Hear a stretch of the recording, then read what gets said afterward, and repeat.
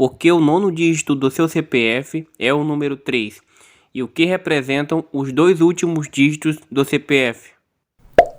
Primeiramente, é importante saber que o CPF é composto por 11 dígitos, sendo que os 8 primeiros são dados pela Receita Federal de modo aleatório. O nono é dado de acordo com a região fiscal e os outros dois últimos por meio de um algoritmo.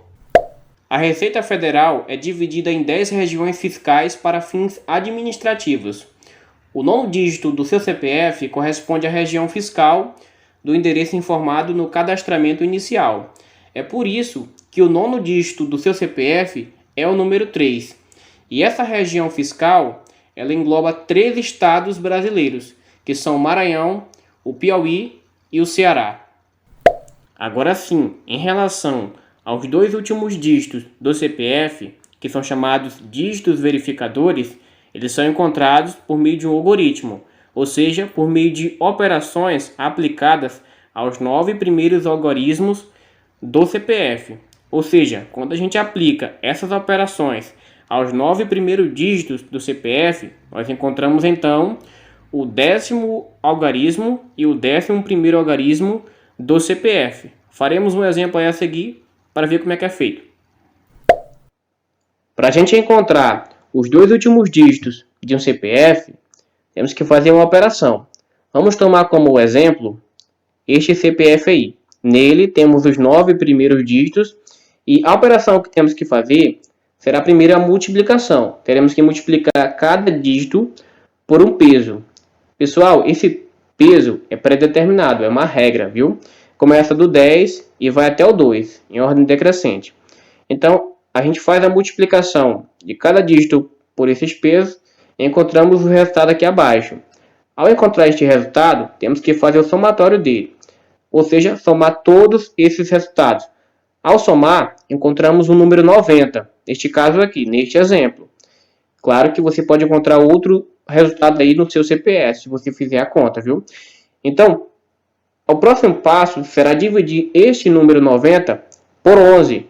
E ao dividir o 90 por 11, teremos duas opções. Ou o resto será igual a 0 ou 1, que nesse caso, se for isso, então o dígito verificador será o 0. Ou terá outro caso, que foi o que deu aqui. O resto pode ser diferente de 0 ou de 1. Se acontecer isso, nós temos que subtrair esse resto, que no caso aqui foi o 2, do número 11.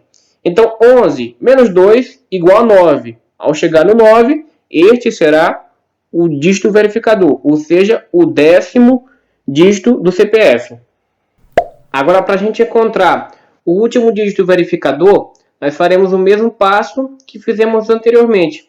A única diferença é que agora o peso vai começar do número 11 e vai até o 2. E outra diferença também é que o 10º dígito entra nessa operação, que no caso aqui foi o 9, que nós encontramos anteriormente. Aí assim, vamos fazer a multiplicação, depois o somatório e chegamos no resultado. No caso aqui foi o 126. Aí faremos a divisão por 11. Se encontrarmos o resto menor que 2, ou seja, 0 ou 1, então o dígito verificador será o 0. Mas no caso aqui, encontramos o resto igual a 5. Logo, temos que subtrair esse resto de 11. Então, 11 menos 5 é igual a 6. Ou seja, o último dígito verificador será o 6. Pessoal, aí vocês podem também estar tentando realizar aí essa operação com o CPF de vocês, para encontrar os dois dígitos verificadores, os dois últimos dígitos do CPF. Nesse caso aqui, nós encontramos o número 9 e o número 6, como sendo os dígitos verificadores, viu? Aí assim, eu espero que vocês tenham gostado, espero que tenham entendido e até a próxima, viu? Obrigado aí e se puderem, inscreva-se no canal.